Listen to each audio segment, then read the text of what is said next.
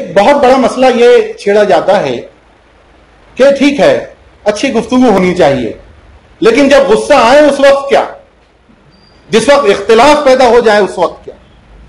असल में गुफ्तगू का जवाब उसी वक्त बताना, और आपकी शख्सियत का सबसे खुलकर इजहार उस वक्त होगा जब आप बहुत खुश होंगे या बहुत ज्यादा जज्बाती होंगे या बहुत ज्यादा गुस्से में होंगे, बहुत ज्यादा नाराज होंगे।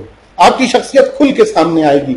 ऐसे वक्त में अपनी बात रखने के लिए आप जिन अल्फाज का इंतखाब करते हैं, डिक्शनरी तो अल्फाज से भरी हुई है।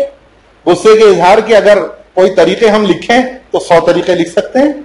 ये हैं, और उसमें ग्रेड भी हो सकते हैं, अलग अलग 3rd डिग्री तक पहुंच सकते हैं, है ना? आप किन अल्फाज का इंतखाब करते हैं, इससे आपकी शख्सियत और आपके ज़र्फ का इजहार है।